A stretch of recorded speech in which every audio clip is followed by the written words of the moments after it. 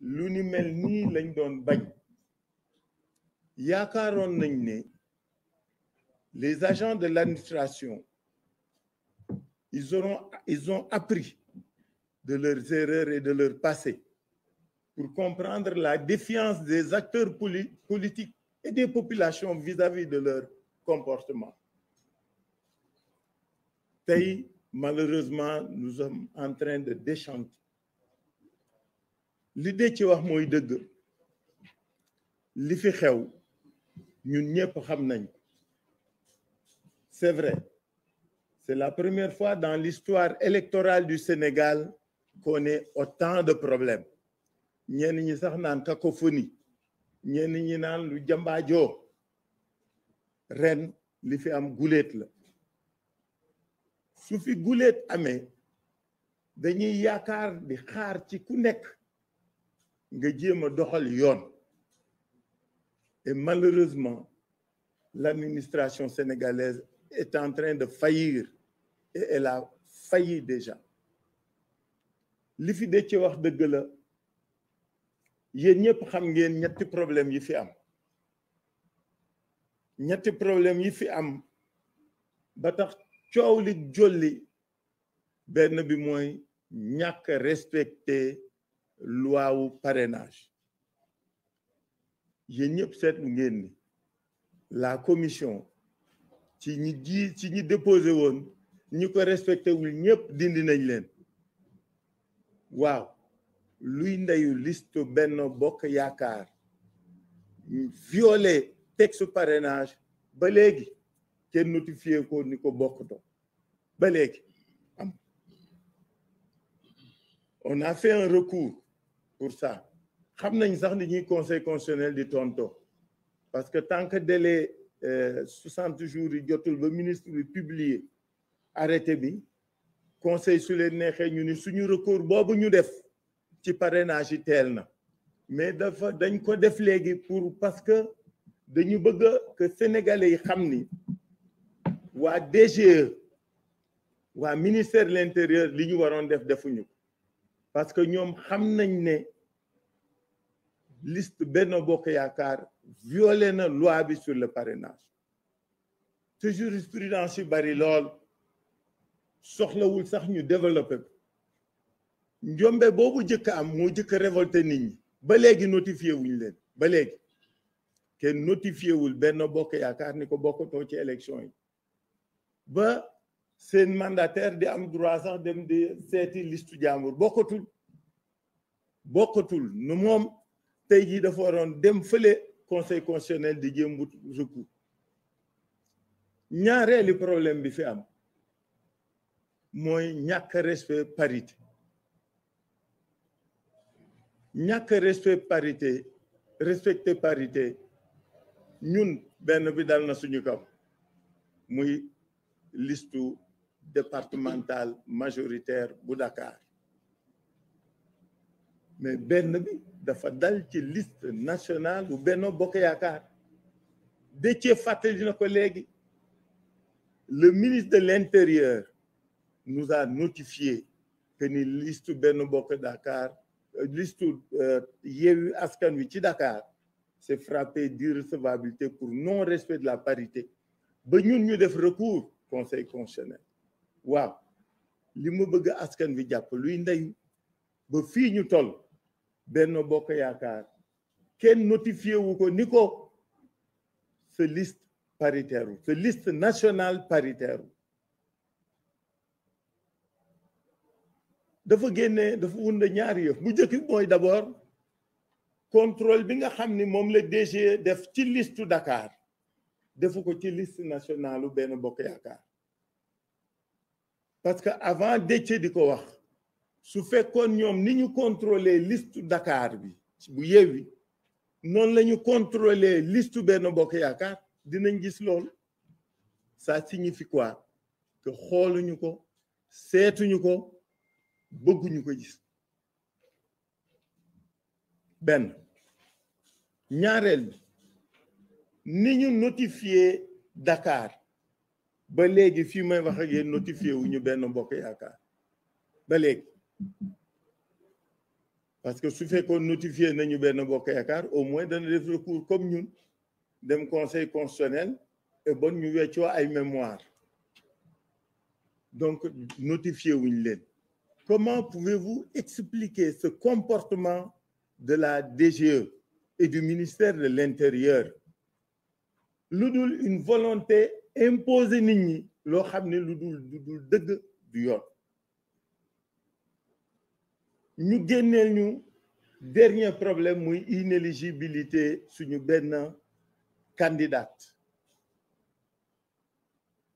question boobu dafa yomb ba nga xam ni ñun defuñu ko woon sax problème parce que inéligibilité la loi est très claire ku inéligible dañ lay changer mais ñoom fi ñu bëgg a génne foofu la njuuj njaaj amee parce que ñëpp xam nañ ni caractère complet wu liste ñu ni ndax liste complet na jurisprudence yi dafa nekk à foison depuis Alelo 2001 depuis Alelo 2001 la am ay jurisprudence ba bi mujj mooy novembre 2021 ci élection locale yi ci suñu liste ñun Pikine rek par exemple ville de Pikine que ce soit la Cour suprême que ce soit le Conseil constitutionnel ils ont tous dit que le caractère complet de la liste s'apprécie au moment du dépôt. C'est net et clair. C'est au moment du dépôt qu'on dit qu'une liste est complète ou qu'elle ne l'est pas. Li ci des lépp lu ci am rëq-rëq dañ kaa changé et bi mu ñu dalee 2001 dañ ko changé yéen a koy fàttaliku bi mu dalaatee dañ ko changé donc pourquoi tey ñuy indi interprétation boobu naan amoo droit changer ko dañ koy génnee parce que li ñu wax sax c'est-à-dire ni ñuy tordre loi bi moo ñaaw parce que gis nga su les candidats nekkee ci ñaari liste la loi est très claire ce n'est pas la liste qui est sanctionnée c'est le candidat qui est sanctionné c'est-à-dire man su ma nekkee ci ñaari liste parce que dama signé li ñu tuddee déclaration de candidature ci déclaration de candidature boobu laay wax ne man bokkuma lu dul ci bii liste su fekkee dañ ne la li nga def yaa ko def sciemment sanction biñ ci prévoir mooy ñu condamné la di nga fay xaalis wala tëdd kaso mais on n'annule jamais la liste. C'est le candidat qui est enlevé et il est remplacé. ñoom dañuy yam ci li ñu wax déccee dañuy yam mi-parcours dañ ne ko dañuy génne candidat bi wante kenn du ko remplacer et donc votre liste devient incomplète foofu fan lañ ko wékk ban texte ko bind 179 bi ñuy wax L179 waxul loolu donc mbokku Sénégal askanu Sénégal li xew fii day bëgg a doon maa tey ak lu ma neex def parce que maa yor nguur mënuñu nangu que des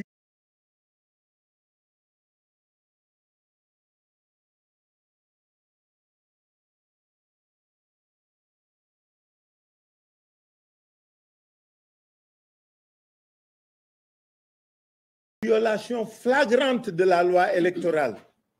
tant au niveau de ses dispositions concernant le parrainage qu'au niveau de la parité ait été violée,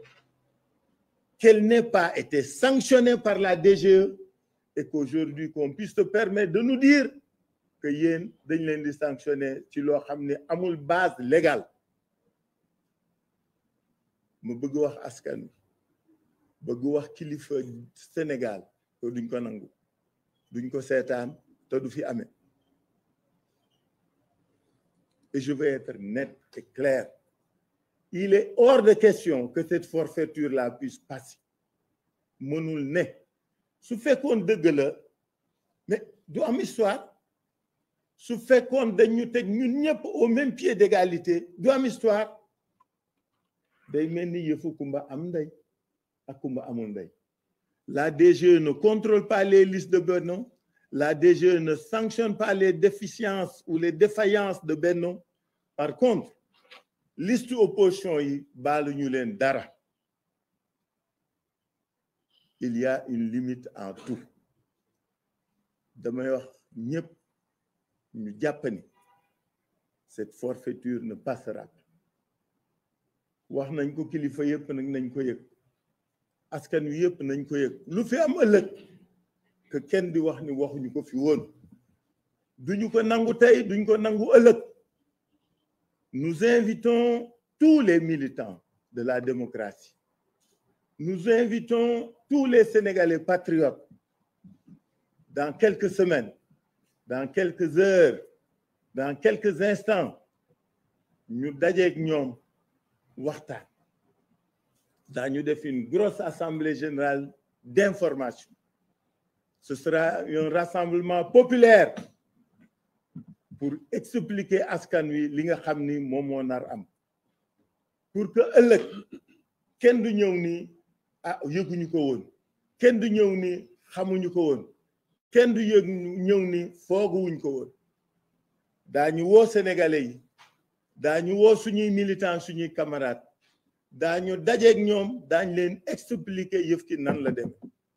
pour que ëllëg su taxaw jotee bañ jotee boobaa duñu bett kenn. ñaareel bi ñuy wax kilifa yi ñuy wax toutes les organisations yi nga xam ni su réew mi melee ci nenn ni wala nekk ci nenn ni dañuy jóg ñu del yëgal ni bëgguñu bett kenn bëggu kenn wax ni xamuñu woon. C'est pourquoi que chacun prenne ses responsabilités parce que yifum kumba am ndey ak kumba amul ndey du fi jàll. Les fonctionnaires du ministère de l'Intérieur ont failli. su fekkoon li ñu teg la ñu teg benn mën nañu wax sax parce que dama bëgg di anticiper lu ne ci procédure bi mën nañu wax sax ni dañuy afficher suñu afficher na ñëpp dem conseil constitutionnel su fekkee loolu la lu tax ñuy wax Déthié Fall li ñu wax tey parce que loi bi li mu mënoon mooy comme que ñoom nee nañu période de contrôle bi weesu na ñu teg ñëpp ci yoon te balaa période de contrôle bi di jeex la ñu wax askan wi manquement défaillance ak faute yi nga xam ni moom la liste Benno Bokk Yaakaar def et pourtant jóguñu waxuñu defuluñu leen dara donc ma bëgg a wax mbooloo mi ni ak askan wi que am na lu kenn dul nangu Sénégal nag kenn xamul kii tooñ ci fayu rek la ñu xam depuis que lii jub kenn dégguñu waxuñu dara gis ngeen dañuy ñëw fii on informe l'opinion et nous on fait toutes les procédures on a fait toutes les procédures pour que ku nekk jël sa responsabilité mais lii fonctionnaire u DG yi wax Déthié te wekkuñu ko fenn su fekkoon dañu am dëgg su fekkoon li ñu wax dëgg la su fekkoon li ñu teg dëgg la ma ni duñ ko histoire on va au conseil constitutionnel parce qu'on a les arguments pour ça su fekkoon ñoom li ñu bëgg a teg nañ ko Benno Bokk Yaakaar on serait allé au conseil constitutionnel parce qu'on a les arguments pour ça mais ñële waxuñu leen defuñu leen teguñu leen dara ñoo nga toog mais ni ay bébé yu ñuy foye mani ñun duñ nangu lool. Je veux que les Sénégalais le sachent, qu'ils soient fixés, qu'ils soient édifiés sur notre détermination à ne pas laisser passer la forfaiture. Et je pèse bien mes mots. Et que ce que le ministère de l'Intérieur fait est inacceptable. Ce qu'ils ont opposé à Déthié aujourd'hui est inacceptable. Leur passivité, leur inaction, leur complicité vis-à-vis de la liste Benno, inacceptable. Dañu bëgg que nul n'en ignore et que duñ ko nangu duñ ko nangu tey duñ ko nangu ëllëg je vous remercie